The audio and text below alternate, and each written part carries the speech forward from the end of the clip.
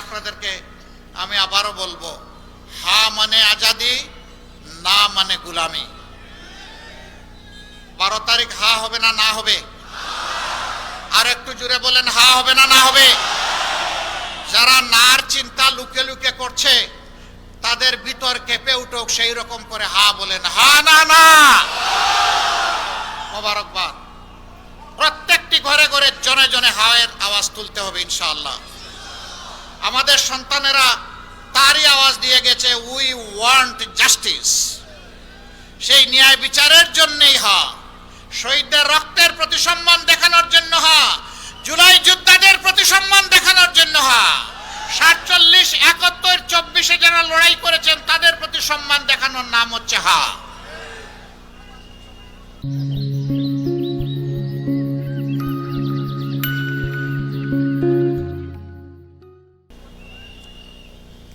সম্মানিত ভাইয়েরা, তারপরে 10টা দল আমরা একত্রিত হয়েছি।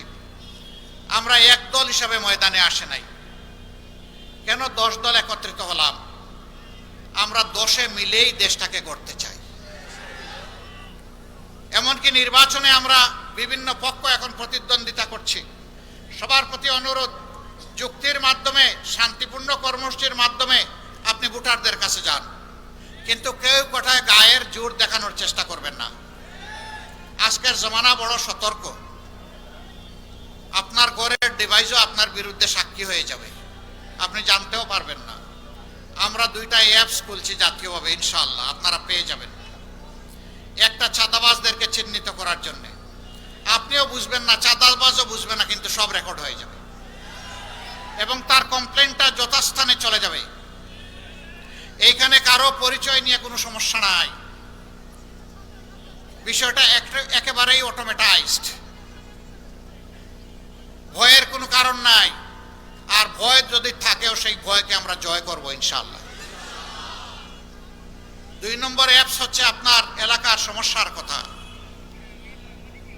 এটা আপনি অ্যাপস আপলোড করে আপনি পৌঁছে দিতে পারবেন, কারো দুয়ারে গিয়ে আপনাকে ঘুরতে হবে না ইনশাআল্লাহ। যার দরবারে পৌঁছবে এখন তার দায়িত্ব হবে এসে আপনার খবর নেওয়া। তিনি আসতে পারলে ভালো, না হয় তার মানুষ পাঠিয়ে খবর নেবেন, তাকে সেই দায়িত্ব পালন করতে হবে। আমরা 6 মাসে একবার নির্বাচিত হলে আমাদের সঙ্গীয় জনপ্রতিনিধিদেরকে জনগণের মুখোমুখি করব। তারা খোলা মনে জানতে চাইবেন তাদের অধিকার কোথায় লঙ্ঘন করা হয়েছে, কেন করা হয়েছে, কেন তাদের এই দাবিটা মানা হচ্ছে না, সমস্যা কোথায়, দেরি হচ্ছে কেন, অথবা হচ্ছে না কেন, এটা জানার অধিকার তাদের থাকবে। আমরা ইশতেহারে যে সমস্ত কথা বলবো এগুলো সম্পর্কে জানার অধিকার থাকবে। থাকবেই কারণে যে আমরা কারো নিজের বাপের টাকায় এই দেশ চালাবো না। এই দেশ চলবে জনগণের টাকায়।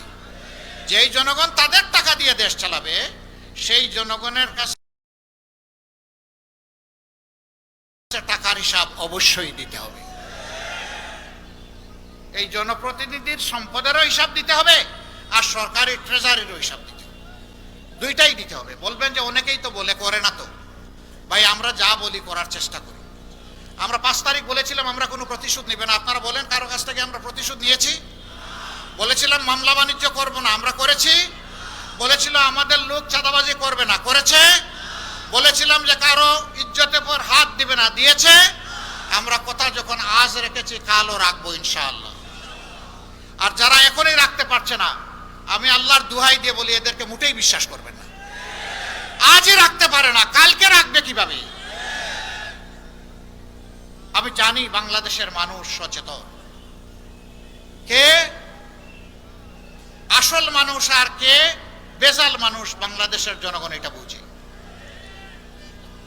আসুন 12 তারিখ এই 10 দলের যাকে যেখানে আমরা প্রতিনিধি হিসেবে দিয়েছি সংসদে প্রতিনিধিত্ব করার জন্য, আপনারা সেই ন্যায় ইনসাফের পক্ষে অবস্থান গ্রহণ, আজাদির পক্ষে অবস্থান গ্রহণ করুন, গণমানুষের পক্ষে, কোনো দল গোষ্ঠীর পক্ষে না।